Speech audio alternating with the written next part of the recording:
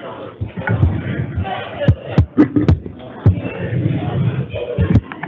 you doing,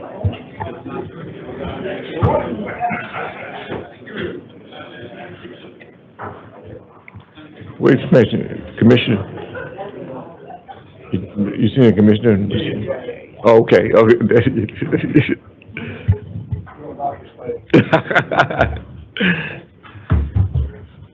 Mr. Lewis, did you leave the invocation, please?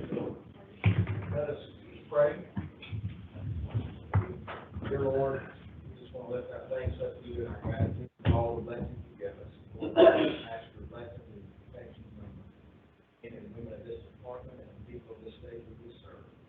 Lord, we ask for blessings on this meeting without dinner. Pray.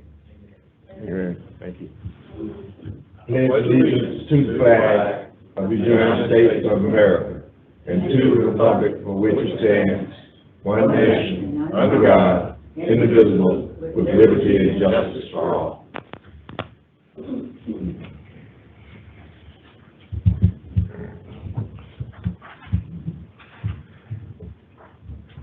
Kristen, Roll call.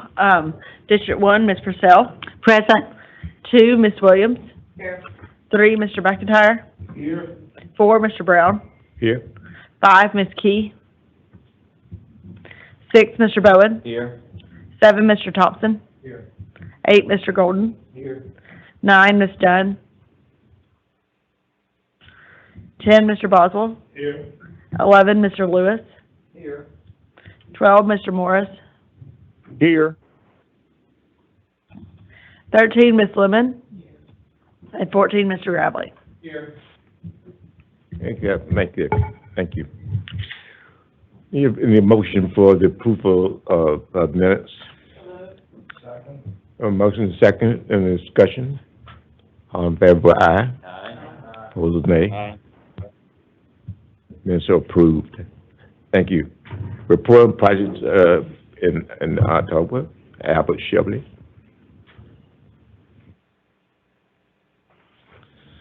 Good morning, Chairman Brown. Good morning. Commissioner, members of the board.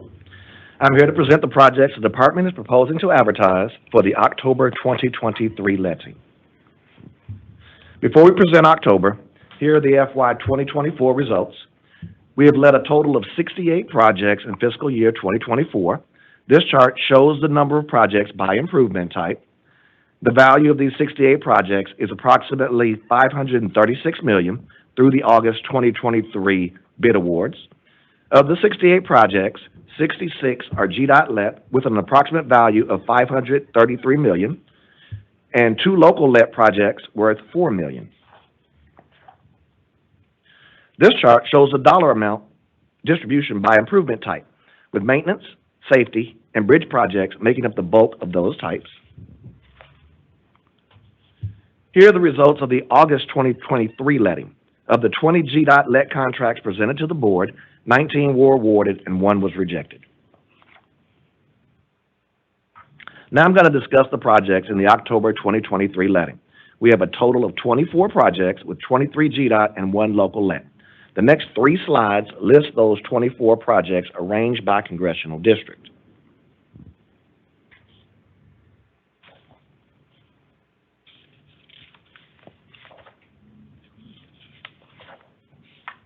As you can see with this slide, we are letting a variety of projects throughout the state to address bridge, capacity, enhancement, maintenance, and safety issues.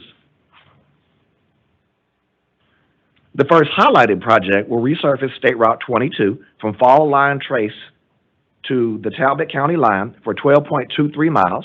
Portions of this project were last repaved in 2026, which was 7 years ago, and the rest of it was repaved in 2005, 18 years ago. The next project will resurface I-185 from Hopewell Church Road to south of State Route 1 for 11.68 miles.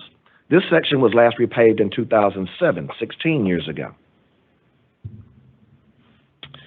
This next project will replace the existing State Route 29 business, which is also US 441 business, which is a bridge over Fishing Creek, with a new bridge while traffic is routed with an off-site detour. The bridge was built in 1949, 74 years ago. Mm.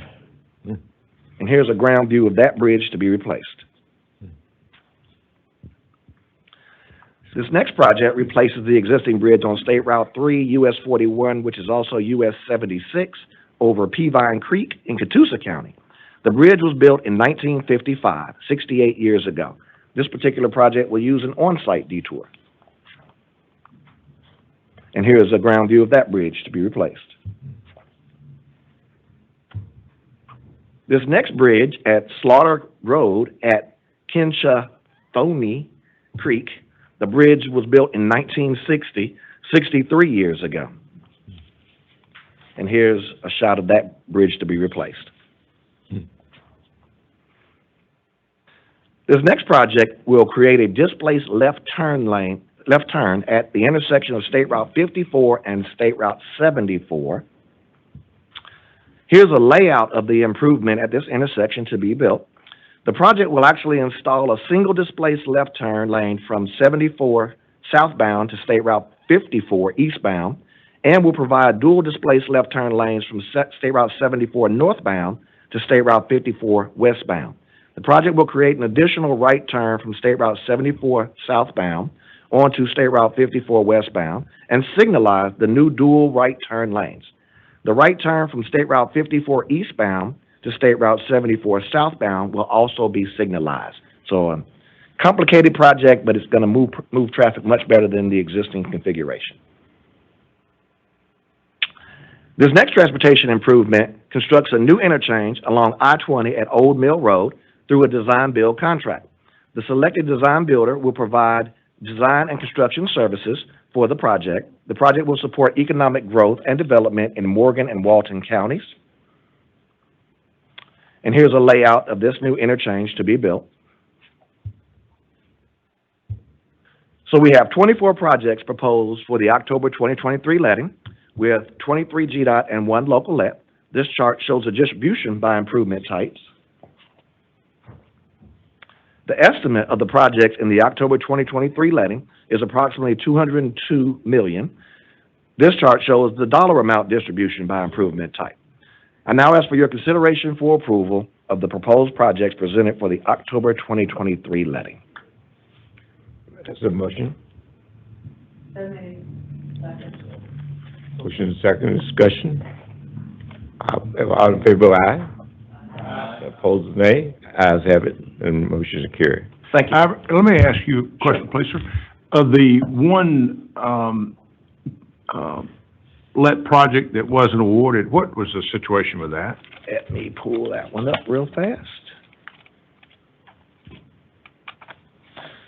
So that one was State Route 140 at 3 locations, and Spalding Drive at 1 location, and it was rejected because the bids just weren't in tolerance with what we projected. Are our estimates catching up with the bids, though, in general? Yes. In general, we're actually looking pretty good now we've caught up with inflation and the new numbers that we've been seeing. Okay. Thank you. Yes, sir. Thank you, Mr. Shepard.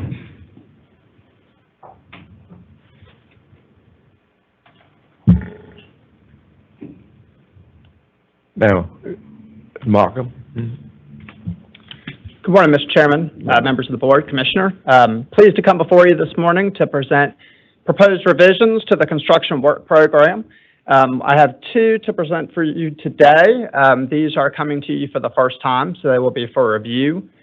These are 2 projects to install broadband fiber infrastructure on our interstates.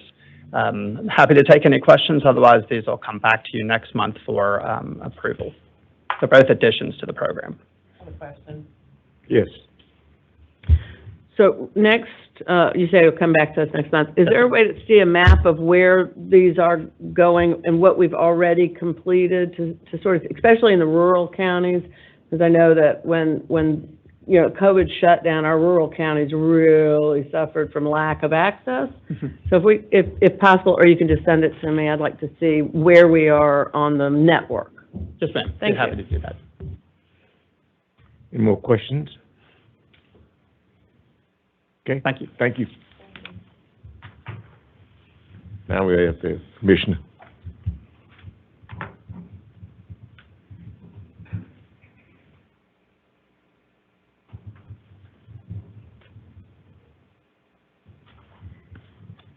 Good morning, Mr. Chairman, ladies and gentlemen of the board. We're having a very efficient meeting. I think Tim Golden just told me to keep it on schedule, so, so we'll try to do that. I would just, to follow up on Matt's comments about adding and you guys voting next month on the broadband, we do anticipate coming back and giving you a little more detail about what that is, because it's broadband, but it's a lot more than that. It's really safety focused, and also there's some commercialization opportunities that we're looking for. But to Kathy's, I think to your point is, a lot of that is getting broadband and access in rural areas, which has certainly a secondary, a primary benefit for transportation, but certainly a secondary benefit for getting broadband across this great state. So we'll come back at a future date and give you some more details. It's quite interesting, and we're very excited about this opportunity. Commissioner, along those lines, it is critical to get broadband, as we all, I think, agree, in rural areas. Do you feel like we're doing our share as far as cost of right-of-way for those companies that are trying to get broadband in areas that it's going to be tough to make a... The short answer is yes, and this board, I guess, last year had lots of deliberation, comments, and set our right-of-way usage rates at a very even thing that was sort of, previously it was different rates for different things, and we sort of, telecommunications is just telecommunications today. So we standardize that at a lower rate, so yes. You feel comfortable with that? I do. Okay, thank you. All right. The other thing, Mr. McIntyre, I'd tell you is your project there in Peachtree City is a pretty innovative solution. If everybody likes it, it's your idea. If it's not, it's Albert's. Well, I'm quite certain that everybody's not going to like it. That may hold for the previous question you asked me as well. But, all right. Let's jump into our state fund collections. As always, we'll start with that. For August, looking back last month, excise or total collections was $202.6 million. The breakdown of that is about $182.2 million in excise and $20.3 million in the transportation fees. So that brings fiscal year to date excise to, or totally fiscal year to date total to $405.6 million, with a breakdown of $365 being excise and about $40.3 million in fees. And as you all know, the governor suspended the motor fuel tax just a week or so, I guess a week ago now. And so that is running through next month. And just to reaffirm this, as I put in the email to all of you, is that our budget is fine. We will be made full. So there's nothing to worry about from that point of view. So just want to make sure publicly everybody was aware of that. Next, the most important thing, and we talked about our employees yesterday a lot at the committee meetings through the different programs and initiatives we have going on. Our head count as of the end of last month was 3,886. We netted 8 positive from the previous month. We did hire 57 employees and had 49 to depart. So we're netting positive, which is the right trend to be on. So that's great news for and you heard yesterday a lot of the initiatives that help recruit and get people in the GDOT. So great news. Appreciate everybody's work and support to continue to grow our staff back to where we need to be at a minimum level. Next, we'll have professional services and procurement updates. And I'm going to brag about procurement a little bit later in the presentation. As of August, there was 170 contracts, professional services contracts executed, totaling $53 million. And that brings our year-to-date total to 384 professional service contracts that total $214 million. Such things as design and geotechnical and right-of-way and all the things it takes to get projects to the bidding stage. So good work there. Now, since we were together last month, always looking back at just a few, not all, but just a few of projects around your districts that opened to the public. And again, that's what it's all about, getting the transportation investment deployed and get that transportation benefit out to the users.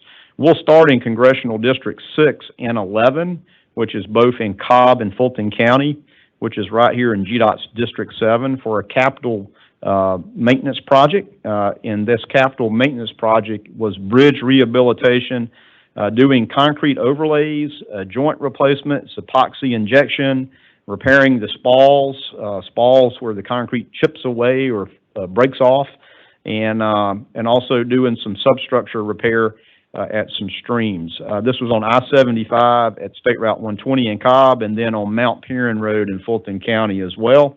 And the reason we do this is for the very reason that I guess a week or two ago, we had to close I-75 up near Jeff's way, up toward your way, Jeff, is still in District 7, where we had a hole come in a bridge.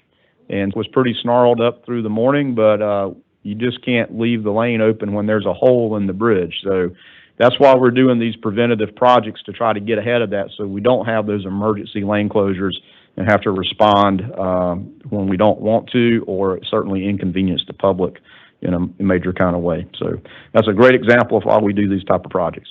Now let's move over to Congressional District 6 up in Dawson County, which is GDOT District 1. This is a bridge replacement project on State Route 183 over Cochran Creek.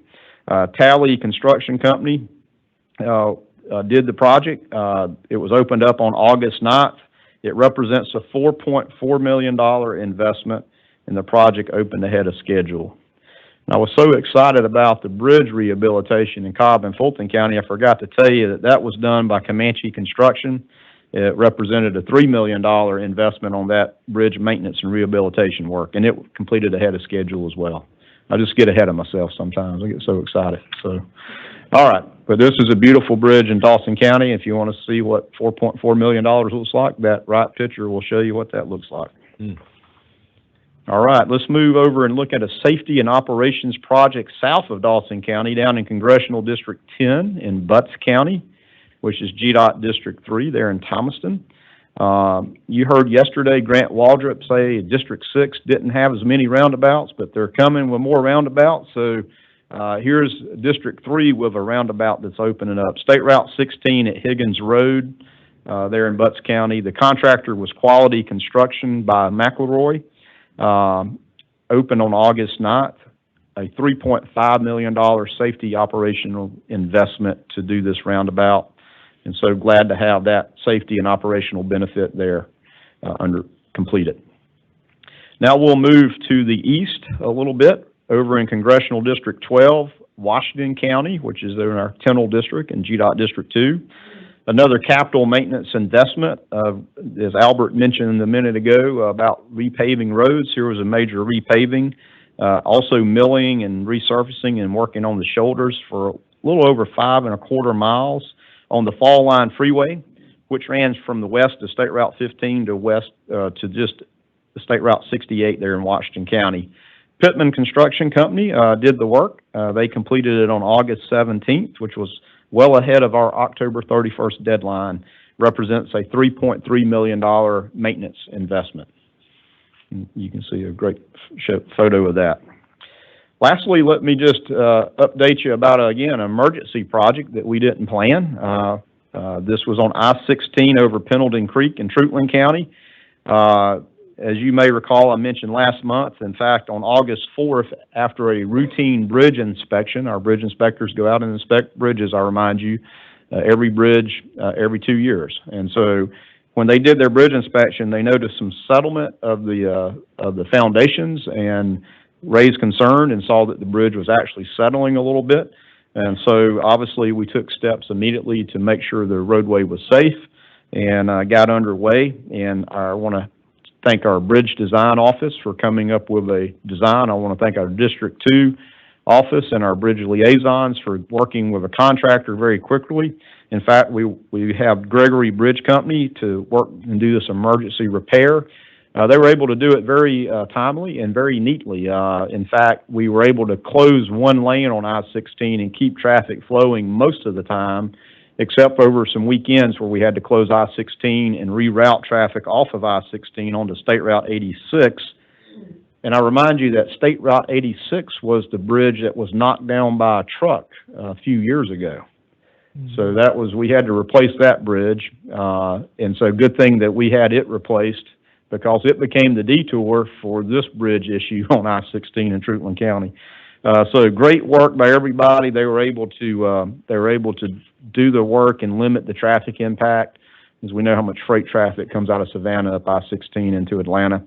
And so great work there. And the good news is when you see these pictures, it doesn't look like anything's wrong because there's nothing wrong anymore. But what's under the bridge is pretty impressive of what they had to do to basically build additional support to hold up the support that was settling. So we now have a good, safe, and sound bridge that will last for a very long time. Fully reopened to traffic on Wednesday, September 13th. So August 4th to September 13th to advance a project we had no idea that we needed to do. And so that's really a great job. And again, very limiting on traffic impacts. So that concludes our projects that opened for last month. Let me just provide a few updates on some updates and honors and achievements, as I always like to do. And I mentioned procurement a minute ago as we talked about the procurement numbers. And I'm excited to say for the 5th time in the 4th consecutive year, GDOT's Office of Procurement has won the Achievement and Excellence Award for Procurement at the National Procurement Institute. The 2023 Achievement of Excellence Award acknowledges and celebrates organizational excellence in the realm of public procurement. This is a very prestigious award given to public and nonprofit agencies that showcase basically the unwavering dedication and professionalism and productivity and leadership, including e-procurement, of which now we do mostly. And for 2023, there was 194 people that submitted applications for this award. Included 67 cities, 44 counties, 25 special districts, 25 school districts, 17 higher education, and 5 state agencies, plus 10 others. And we won. So that's pretty amazing out of all those applications. I want to congratulate Treasurer Young, Mary Zyrock, and the entire Office of Procurement for well-earned and recognition that they deserve. Procurement is very vital. It's vital that we have the transparency, the diligence, that we do things fairly, equitably, and consistently, because you can really run afoul. And a lot of our procurements are very complicated, involving a lot of federal complexity. So hats off to them for their great job. So I think we should give them a round of applause.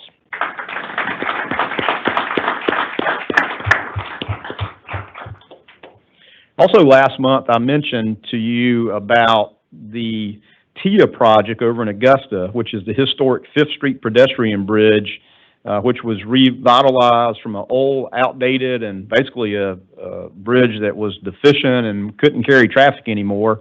And it was turned into a beautiful pedestrian bridge with the benches and lighting and artwork and playgrounds and all the things you can see in the pictures, even a shark, it looks like. And I announced that at SASHTO that we won the regional award at SASHTO. And so we weren't sure if it would compete. It was based on the votes and the type of projects.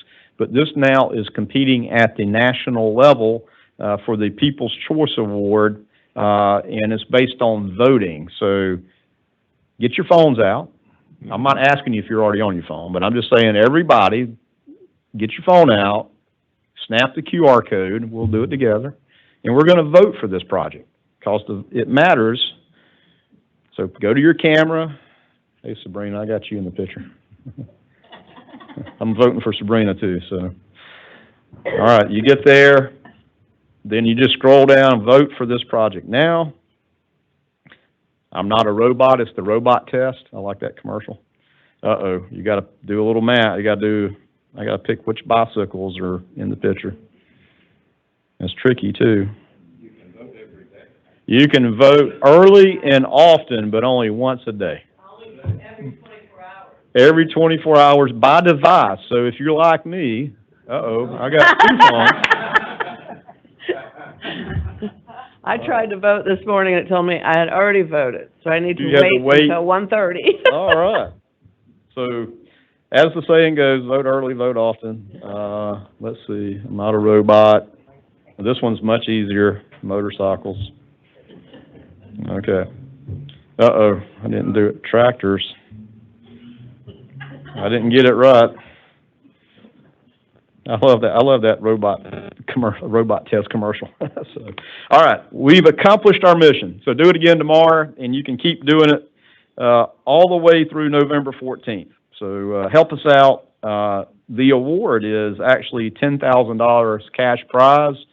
We'll have a nice, after board meeting event. No, I'm just kidding. We will certainly, donate that money back to the city, or the organization there with the downtown folks that saw the vision to advance this. So if we can win, we'll put that money back to good use and invest it right back there in the Augusta area. So thank you all for humoring me with that and doing that, but seriously, vote again tomorrow, and you can keep voting. Yes. Have we engaged the mayor and their city council to be voting every day too? And Okay. chamber, you name it, yeah. And I'll commend Kenneth Franks and the TIA team too for being an advocate and working with everybody locally over in Augusta to keep it in front of everybody. So, all right, let's move away from that. Thanks for that. This week is Minority Business Opportunity Week. It's a week-long recognition of achievements in history and contributions of minority businesses across the country. The department was excited to take place in many of the activities from Georgia's minority-owned business companies, and so we can continue to focus on success and growth of minority businesses. Last week, an event was held in Savannah, which had Stacy and Ann there. It took part of the Minority Business Opportunity Week kickoff event held at the Savannah Civic Center. And the keynote speaker is no relation to me, Jamie McCurry, Chief Administration Officer of the Georgia Ports Authority. Of course, the ports have a huge impact in that region for jobs and opportunity. And so Jamie was the keynote speaker there. And then on Tuesday of last week, Deputy Chief Engineer Andrew Heath represented GDOT by participating in an event sponsored by Georgia Minority Supplier Development Council, focused on opportunities in and around the electric vehicle space. Obviously, an emerging market here in Georgia, continuing to grow, and that was up at Peachtree Corner. So thank Andrew for being able to participate. And by all accounts, from both events, it seems like the events were certainly a success. And I want to certainly thank Stacy for her leadership and Ann for you being there to participate at a big event in Savannah. So great stuff. We'll keep in the great news category here. Just a few weeks ago, we had the CV to X ribbon cutting. You know, a ribbon cutting like this is sort of different than a road or a bridge. It's technology and a gadget. So the CVX ribbon cutting was really celebrating a waiver that Georgia DOT got from the Federal Communications Commission, the FCC. You hear about the FCC, you think about your radio and TV dials. Well, they regulate the radio wave spectrum that we all use for the different things. And so we got a waiver that allows us to put technology on traffic signals that ultimately talk to cars by sending cell phone data up to the cloud and back to a car. And so as we heard yesterday in Grant Waldrop's presentation about the decision detection of signals, and I do want to tell everybody, do not accelerate when the light turns yellow thinking it's going to let you go through, all right? So pay attention. If it's yellow, that means slow down. But you heard about that technology. Here's another technology really focused on safety and being able that Georgia is leading. And I'm not just bragging here. We are leading in this space across the nation that we're going to be ready to deploy as more and more vehicles have this technology in it. Because it certainly promotes safety, that this traffic signal, the infrastructure, will be able to communicate with you in the car. It communicates with you in the car with your infotainment package initially, but as levels of autonomy, such as auto braking, there will be potential in the future that your car will know not to run a red light, for example. So lots of things there. So it was a great celebration. But instead of me rambling on, we have a little bit of a video here that says it better than I can. I'm so glad that y'all made time, both for this moment, but for so many of you that you have made time to be a part of getting us to this point. You're our partners in this movement towards enhanced safety and enhanced technology connected vehicles. It's been several years of work with Georgia DOT, our private sector partners, our local partners, to really test, pilot, and take to a program, a connected vehicle ecosystem to really support safety and mobility. Today we have our FCC waivers, which really enable us to take the next step to deploy the latest technology, CV2X. We have over 700 intersections ready to deploy the CV2X technology and hundreds of other locations along the interstates across Georgia as well to do this. And this waiver gives us that ability to do so. So that is big. That's not 20. Did you already say it's 700? So we're really moving forward quickly. This technology has practically been installed in many of our signalized intersections, and as you probably know, GDOT is responsible for the major arterials throughout our city.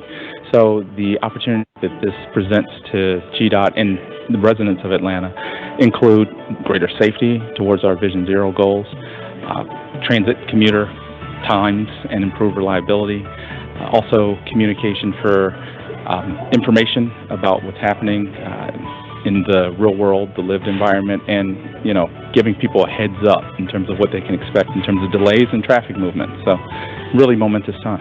The first step is making sure that our infrastructure is outfitted, because we know we need smart, connected infrastructure that is able to communicate critical information to drivers and other road users. And ultimately, I like to try to talk in ways that people understand about the technology, because a lot of it is hard. You say V2X, CV2X, connected vehicle, and a lot of people look at you like, I don't know what you're talking about.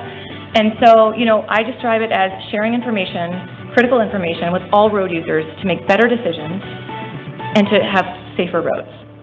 And ultimately, that is what it's about. It is about getting critical information to the people who need it at the right time so they can make better decisions, avoid crashes, and get home safely. DOTs are a bit competitive when it comes to this stuff, especially in the traffic and technology world. And we work closely with a number of other DOTs across the country, Ohio, Utah, and we collaborate on a lot of this. And so we share ideas, we bring things together, but Georgia DOT is by far the furthest deployed in terms of technology and the number of assets we have out in the field to actually enable this technology. And we will work very hard to continue that because we really see the potential that this technology can deliver for us. Connected vehicle technology is necessary and critical component to saving lives. As inventors, leaders, and innovators, we have the opportunity to champion the widespread deployment and adoption of these technologies, not as a replacement for better road design, but as a complement. It's a new day for safety and technology in the city of Atlanta and also the region. Better said than I could, and I certainly want to thank Stacy and Dana for being in attendance.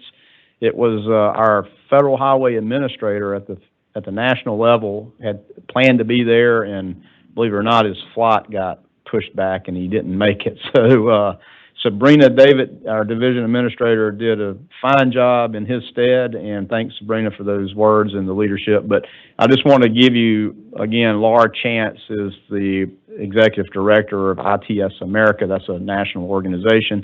And again, the head of Federal Highway was intended to be there for this ribbon cutting. And again, it's not like a bridge or a road. When you leave today, just look out the door at West Peachtree and North, and look at the gadgets up on top of the signal. You can see the technology. So just small little gadgets that, again, will be able to send cellular information about what's happening at that intersection up to the cloud and back to a car when that technology exists. And you may see in these photos, well, one of the photos they showed the bus.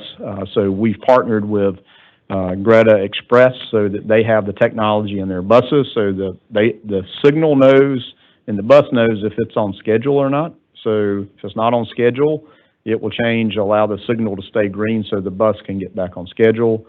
We have a pilot project to do very similar with first responders right around here with the hospital, with Emory right around the corner, so that we can work on signalization and prioritization for ambulance and first responders. And we've deployed this technology down at the port as well for freight in about 23, 24 signals down there. So we've got 1,200 signals that have this technology. We've got 700, as you said, that have now the cellular technology that all we have to do is start flipping the buttons to turn it on. So stay tuned one of these days when you buy your new car. It will have this technology embedded in it, and you'll get more information in your car than you ever can imagine. So, and all in the name of safety, first and foremost. All right, staying on the safety track. It is also Rail Safety Week. Every year, Operation Lifesaver, which is a national rail safety education nonprofit that works with the USDOT and other organizations, observe railway safety. The goal is to reduce collisions, fatalities, and injuries with highway rail crossings and preventing trespassing on railroad tracks as well. Every 3 hours in the United States, a person or vehicle is hit by a train. Think about that. Every 3 hours. 95% of all the rail fatalities result from crossing collisions or pedestrians trespassing on the railroad right-of-way. So GDOT is participating in educating the public and making safe choices around tracks and trains. This year's theme is Stop Track Tragedies. Stop Track Tragedies. That's a tongue twister for me. And the department is supporting this messaging, obviously using all our social media campaigns, press releases, and also an article in the Extra Mile publication and blog. You can check that out when you get a chance. Additionally, we'll be utilizing some of the variable message boards and broadcast. C-Tracks, Think Train. That's the other thing. C-Tracks, Think Train. Those message boards, you can't put a lot of text up there. You got to make it pretty succinct. So C-Tracks, Think Train, to remind everybody about rail safety. And as I mentioned, safety is always our number one priority, and working to educate the public can go a long way to help save lives. And I remind this board that in 2018, the GDOT family experienced a tragic loss where Carrie Ellaby, a District 3 employee, was returning back to the maintenance headquarters in the dump truck and unfortunately did not see the train and was killed. We've experienced this loss ourselves at the GDOT family. So when I say every 3 hours, it's real. So we do not want to ever lose anybody at a rail crossing. And our continued focus on safety transitions into our continued work with Safe Driving Summits, partnering with the LETC 43 Foundation, of which you've heard about many times. We've had our first two in this school since school year has started back. The summits were held at Cherokee Bluff High School up in Hall County, which was late in August, and then Central Georgia Technical College in Macon early in September. I want to thank Kathy Williams for being there and providing remarks at the Macon event. We got hundreds of students attending these summits, hearing from industry experts and law enforcement, and especially the medical part of showing what happens in an ER if you're in a crash. It's pretty real. It certainly gets lots of attention. And to give you a better understanding of how we're trying to reach these high school students, I want to show this video of a young woman named J.C. Thomas. And she is actually a rail crossing survivor, which is sort of rare. So this says it again better than I can. Back in 2016, J.C. was involved in a collision with a train in her car.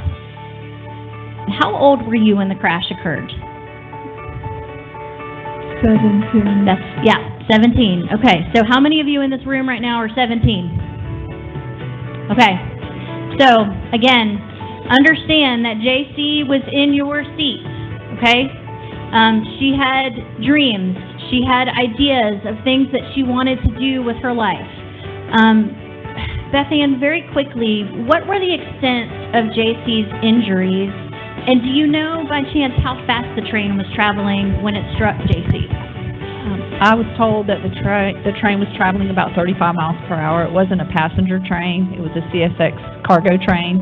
So it wasn't really going that quickly, but they collided perfectly at an intersection only about 500 yards from our home. And you can see our home up there. This is where we cross these tracks all day long, every day. She's crossed them all of her life. And they hit right in the middle there. The train did not see her, nor did she see it. We live in a rural area.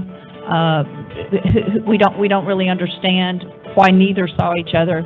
And the extent of her injuries, actually the only physical injury was a broken collarbone. She had a little tiny cut on the top of her head, and all the rest was one of the worst brain injuries you can have, a diffuse axonal traumatic brain injury.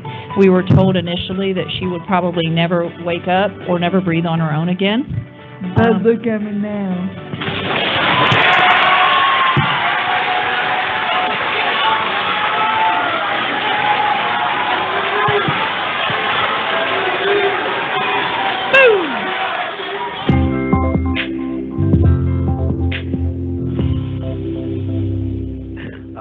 I've seen that a few times. It still chokes me up. So, Yeah. very powerful. Certainly thank Katina Lear there. I told her she could be a talk show host. She's very good at that, but that impact, you heard those students, that round of applause, they will remember that.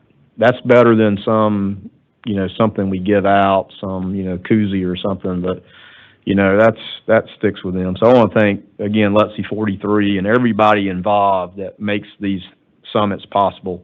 We've got another one coming up in Jackson County, up in Jefferson, Georgia, on October 10th. And I want to thank Dana Lemon also for working with Clayton State University as we work on a future summit there. Folks, it helps, y'all can help us tremendously, just like Dana's doing and like others have done to get the facilities, to get technical colleges, universities, or even high schools. Having that access is hard. It's hard to break in, but the local folks, your school superintendents, or who runs, presidents of technical colleges or universities. So any of that you can help us with, it just makes that access easier to get to more and more students. So very powerful. Let me transition away from that now that I've composed myself and talk about Hurricane Idalia. Certainly want to just bring you up to speed on the response. As you know, Governor Kemp ordered a state of emergency on August 29th. And prep for that, and obviously a Cat 2 hurricane came ashore, came through parts of South Georgia, and really from from the Panhandle side, sort of the Big Bend of Florida, up through Florida into Georgia. Just to give you some update of what we've been doing since, we've have removed 1,379 loads of debris. That's a lot. That's a lot of dump truck loads of debris. During that time, we fulfilled 12 resource requests. Resource requests are where cities or counties ask for help, and under a state of emergency, then we can go help those local governments. A lot of those resource requests initially we hauled a lot of tarps and we hauled a lot of fuel. And I know that Tim can talk to you about tarps later, but there's plenty of tarps out there. And so we did that, but also helped cleaning up roadways, making roadways passable, helping local governments do that as it comes through.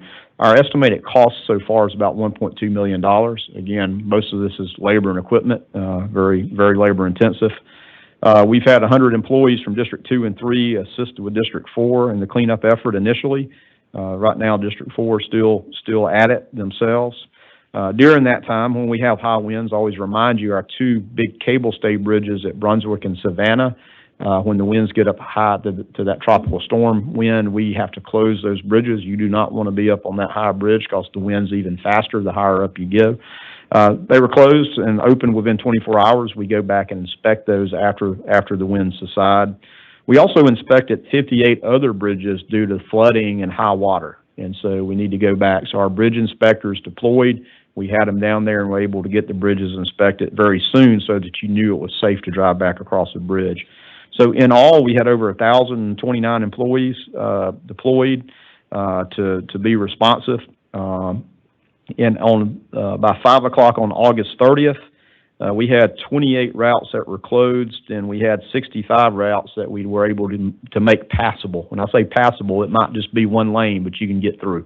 And a lot of that non-passable routes were due to power or even internet. And we had one location in Lowndes County that took a long time that had internet in it. The internet was still functioning, but it's tangled up in trees blocking the road, but it served most of Lowndes County. So we couldn't do anything because it would have cut off service to a lot of the county. So just to give you some examples of sometimes it takes longer to get a road open back up than you might think. The following morning, so that was 28 routes closed. By the next morning, we were down to 9 closed routes, which were all power or internet and had them passable. So in short order, had things passable. And here's a little bit of footage. As you can just see, sort of the kind of work that happens is just a lot of cleanup, a very labor-intensive cleanup. And so if you look at the total impact of the storm track, there was 2,200 bridges that were in the track, 376 miles of interstate, and 65, or right at 6,500 miles of state routes that were in that path that all had to be inspected, cleaned up, worked on in some form or fashion, or just making sure things were okay. So that's a big coverage area as it came up from the Florida border and really sat down hard in, obviously, Lowndes County and Valdosta. And again, I want to thank all our employees who left home. Even our employees in the path of the storm left home because they moved north, mostly up to Tifton, so that they were not going to be affected, so that they could come back in. So, we're asking a lot of our people to say, leave your home and your family because you're in the path of the storm, but we need you to move out of the path of the storm so that you can come back and help. So think about the ask of our employees to do that, and they do it and show up. And I heard a great story from Chairman Bill Slaughter from Lowndes County of one of their employees who showed up in his pajamas because that's all he had left, and he came to work. And it just tells you the dedication. Again, that's a Lowndes County employee, but that's the same dedication and commitment you'll see out of all our staffs. In the worst of times, you see the best of people. So I know it was a real impact, and I was able to get down last week with Tim. And Tim, I know you had some thoughts to share, and you're living it real time, so you got a better story than I do. Well, I don't know about that, Commissioner, but thank you, and thank this department, and thank you for your timely visit to Valdosta. I've lived in Valdosta a long time. Just to tell you how long, it's when the Milwaukee Braves moved to Atlanta, I moved to Valdosta, and so it tells you it's been a long time. We've never had a storm like this. But we're 70 miles from the Big Bend, and my wife and I were trying to have a sense of humor, and we said, well, we know we're in trouble if the Weather Channel shows up and Jim Cantori is talking. Yeah. Well, Jim Cantori, I'm not sure was there, but the Weather Channel was in downtown Valdosta by the courthouse, down by First Methodist, where I went to church at one time in my life, and First Baptist, where I grew up. It was sort of strange to have be in the eye of a hurricane, and I didn't get to see the Weather Channel because our power went out, but you could see the damage, and we heard the trains coming. Speaking of that terrible wreck, that young lady, I think our people are as resilient as she is, I hope.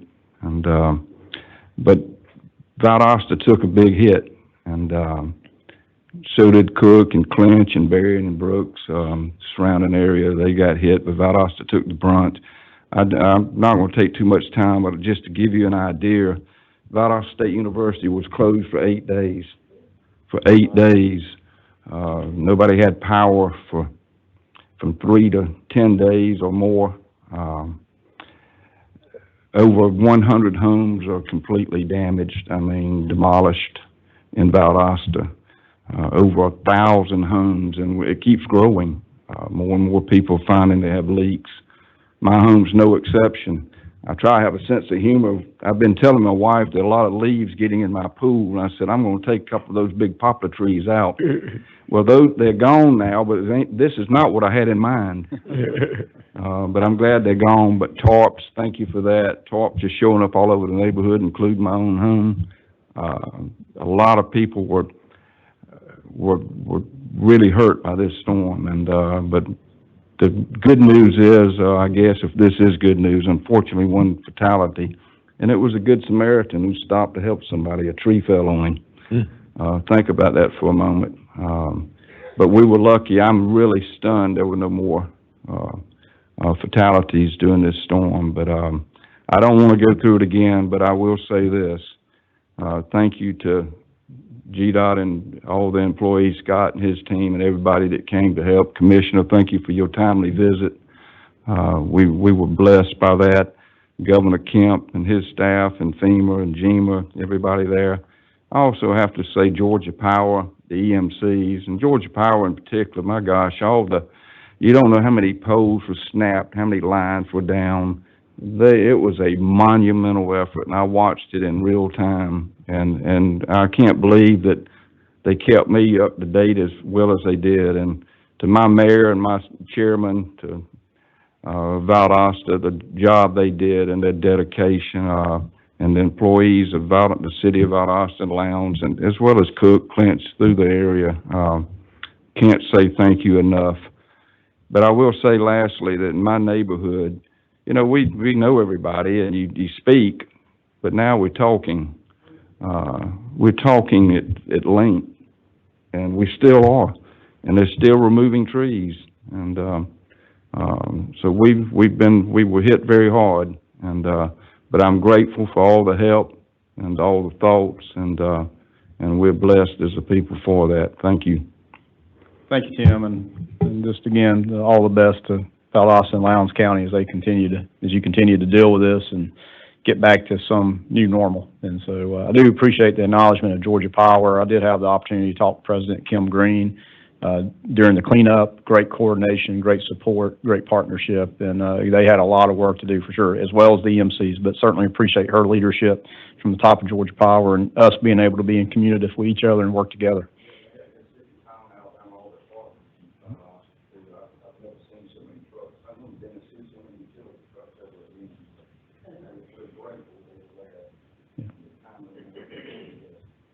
Thank you, Tim. All righty, let me end with this. Again, this is a sad note to end on, but there's better things ahead on the agenda today, so let me end with this. I wanted to make sure you're aware and acknowledge the death of Neely Miller, who was a former GDOT employee who was basically doing consulted inspection for us on a paving project on September 8th. He was killed in the line of duty on the paving project, working at night. He'd worked with the department for 13 years up in GDOT District 2. He was an Army reservist and a veteran, and he's survived by his wife and 2 sons and 9 grandchildren. So the work that our contractors and that we participate in and the work that we do is very dangerous work. And as you know, most of it is at night where it's hard to see.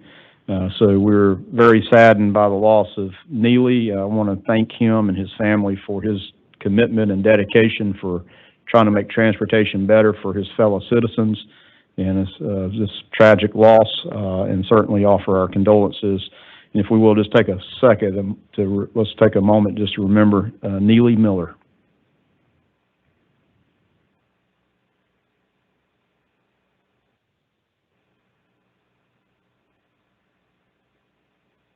Thank you very much.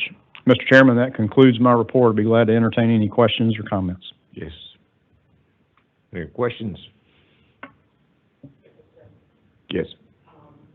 Tim and Russell, thank y'all for sharing about the situation down in Valdosta. For those of us in Metro Atlanta, we knew there was a storm because we got lots of rain, but most of us did not realize the depth of that storm in South Georgia. I will say that I was made aware of it by a funeral service friend of mine who was down in that area. We had they had a death call in Metro Atlanta, and we had to go pick the body up for them. And she said, "Can you just keep him because we have no power?" And it just dawned on me. I was like, "You have no power?" She's like, "They haven't had power for days." And that's when it dawned on me that, you know, there was something going on in South Georgia that many of us were really not aware of. So thank you for sharing that. Absolutely. Metro Atlanta media, you know, it just was sort of a splash, and, you know, you got the Weather Channel sort of splash, and then that was it here in the market. So I do want to commend our communications team, because we continue to try to push things out on social media and try to make people aware, but it's just, you know, just the way the news markets work. Yeah. And again, still cleaning up. If you drive down there today, it's like, wow. Did not know. It's not, it's pretty bad. So thank you, Mr. Chairman. Thank you, Ms. Lennon. Yes. Okay. Thank you.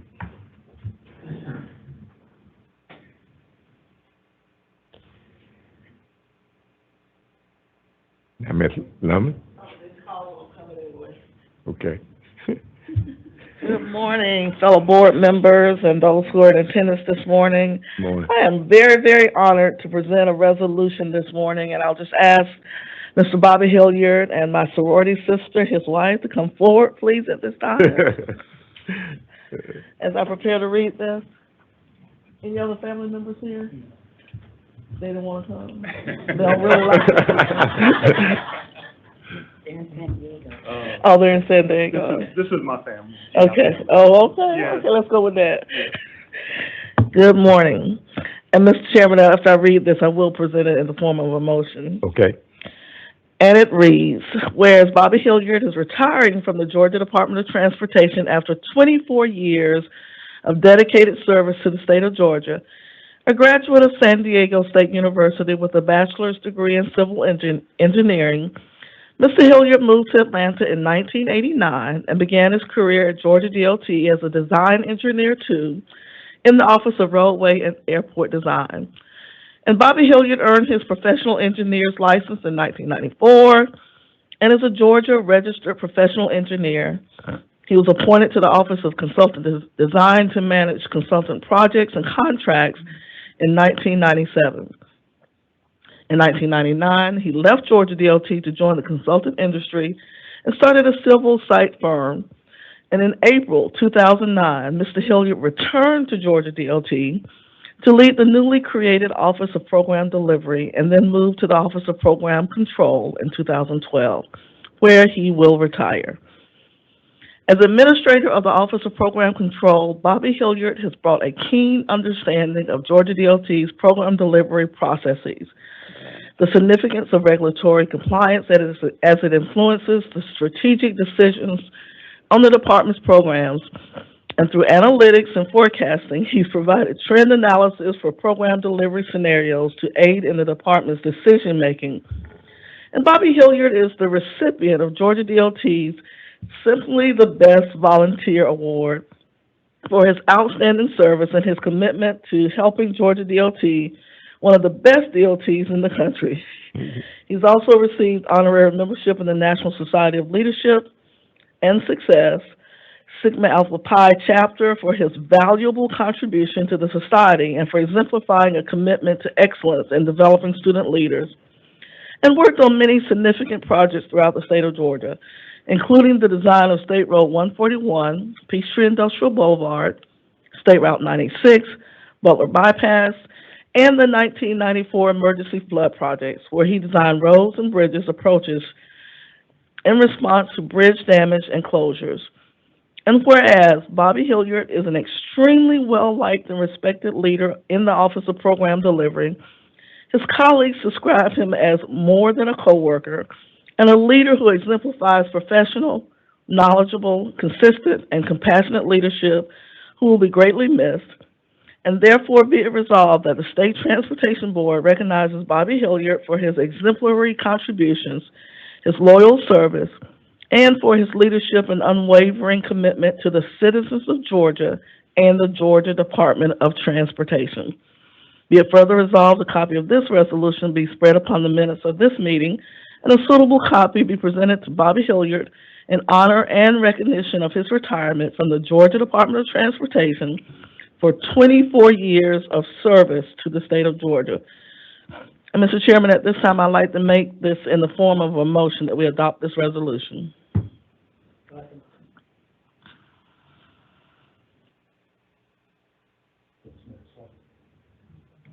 All in favor? Aye. Ayes have it. Thank you, Mr. Chairman. Mr. Hilliard, thank you, and congratulations on your retirement.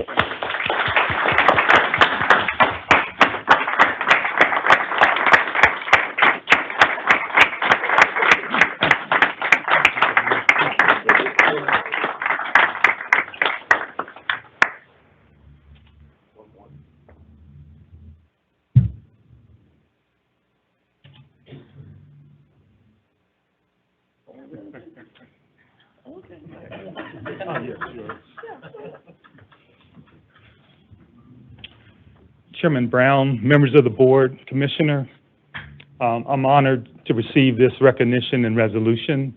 Truly, you hear about dedication, but really, my career has been led with so much support from coworkers. It really has been a team effort, and that's why I say GDOT family. My wife, actually, I met here. Just to let you know, that it's always been part of, just part of the career and basically the family. So I'm just so admired by the people that I've got a chance to work with, not only dedication, but just commitment and insightfulness to so much that have been offered to me. I've served in various capacities, but it's always been a team effort. I will miss Let's Status meeting, right-of-way status meeting. For you that don't know, Commissioner, Chief, and Josh hold a quarterly meeting where anxieties are always present. And it's not what you normally think of, quite honestly. I can explain the mishaps. It's always the ones when you hit the goals, they'll ask the questions, Bobby, can you do better? What I want to say and what I'm obligated to say are not the same. So he would always follow up, can you do better? Yeah. We would always, with Josh's help and all, figure out ways to always improve those things. And that speaks to the teamwork and always just the resourcefulness and excellence in terms of trying to do better. And that's why I rely so much on coworkers and all. So it's been just a concerted effort among so many people here. And I just want to thank and recognize so many of the people, retired employees, people I worked with in the past. It's just a pleasure to see you, and I'm sure I'll see you again soon. But thank you for this recognition. I appreciate it.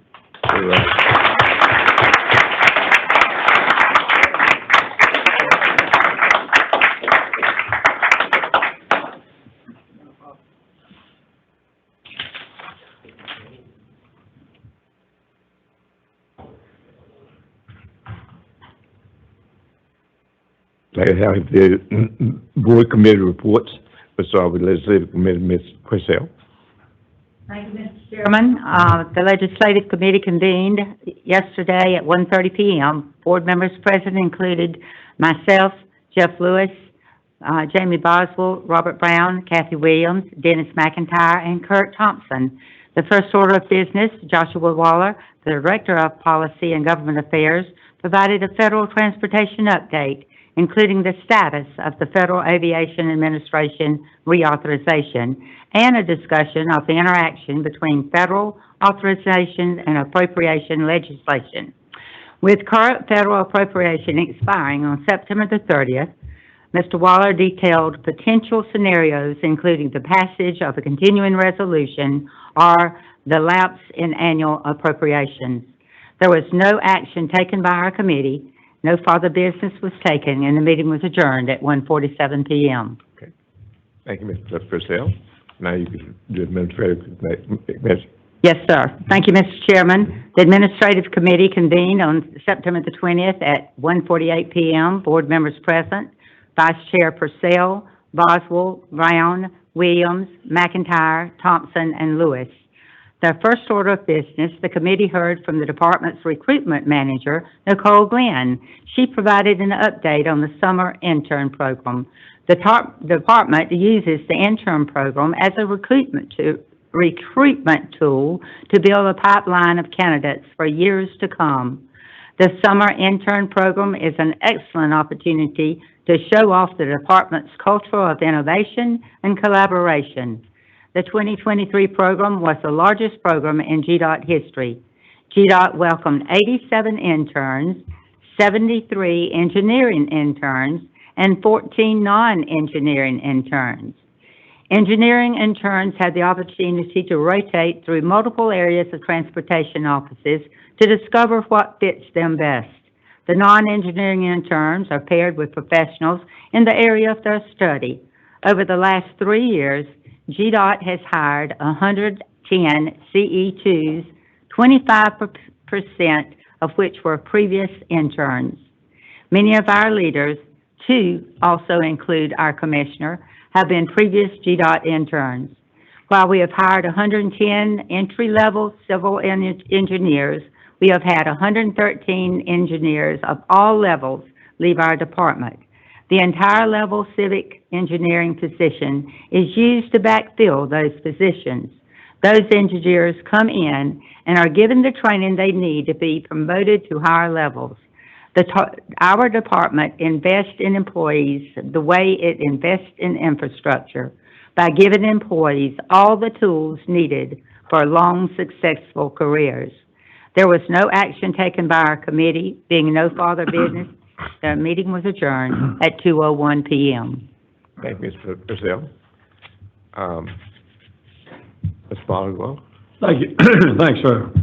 The program Delivery Committee convened on September 20th, 2023 at 2:15 p.m. Board members present included myself, Dennis McIntyre, Ann Purcell, Kathy Williams, Tim Golden, Robert Brown, Stacy Key, Kurt Thompson, and Jeff Lewis.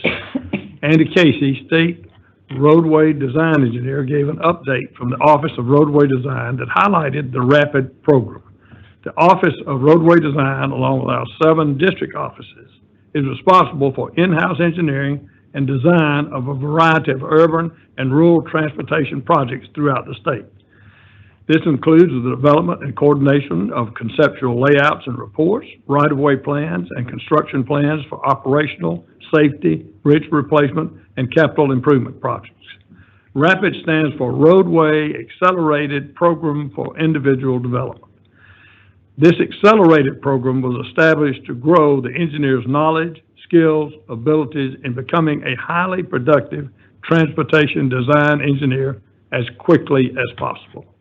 RAPID was developed in response to the number of entry and junior level engineers with less than 4 years of experience to speed up the learning process of design engineers. RAPID is made up of 4 core areas. 1, enhanced project experience. 2, required training classes. 3, mentoring sessions. 4, office innovation and improvement presentation.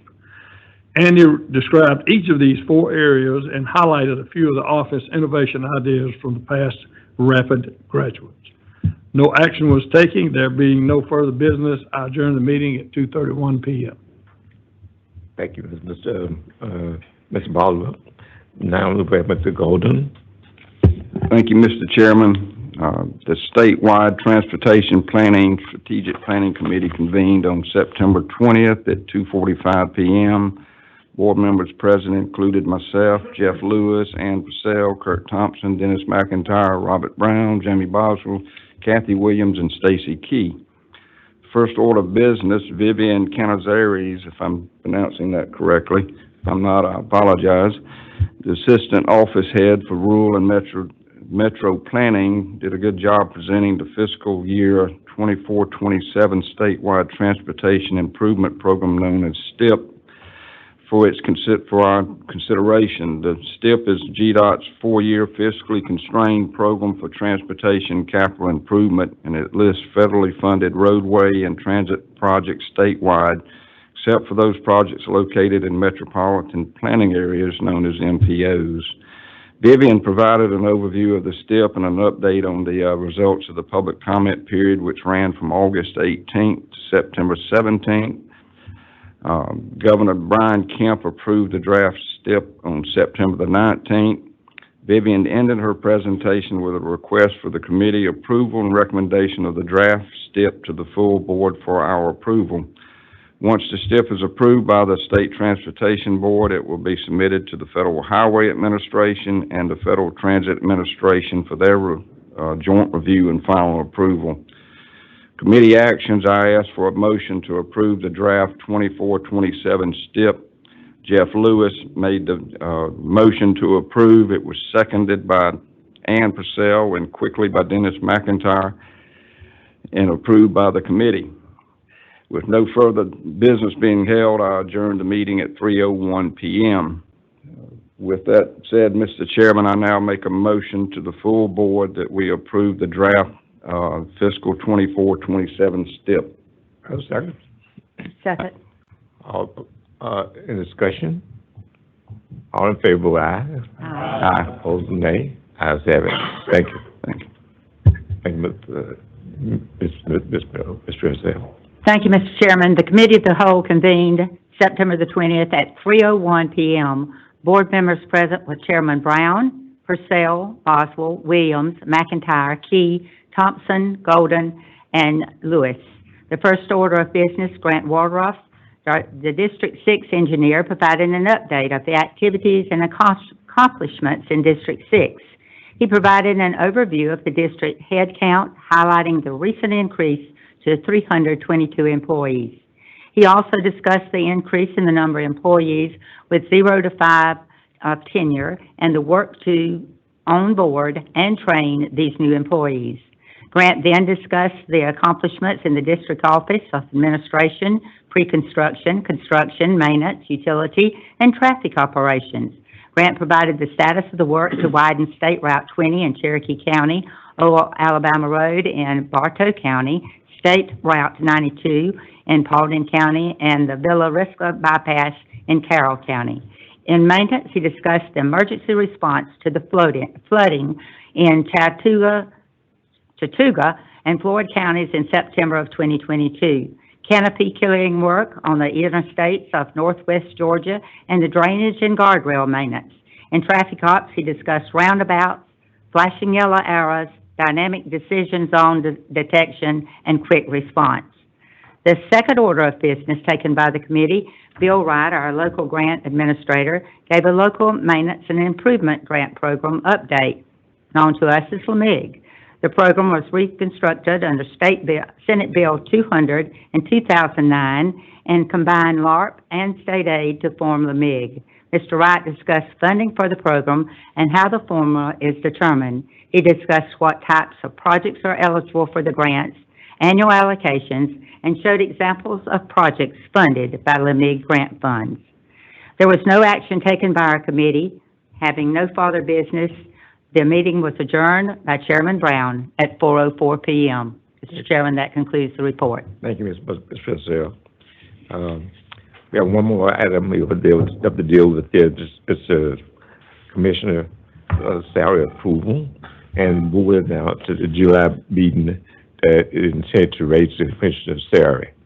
At this time, I'll entertain a motion to raise the Commissioner's salary to $550,000 effective this pay period. Mr. Chairman, I'd like to make that motion to increase the Commissioner's salary to the $550,000. Motion, is that second? Any discussion? All in favor, by aye. Aye. Opposed, nay.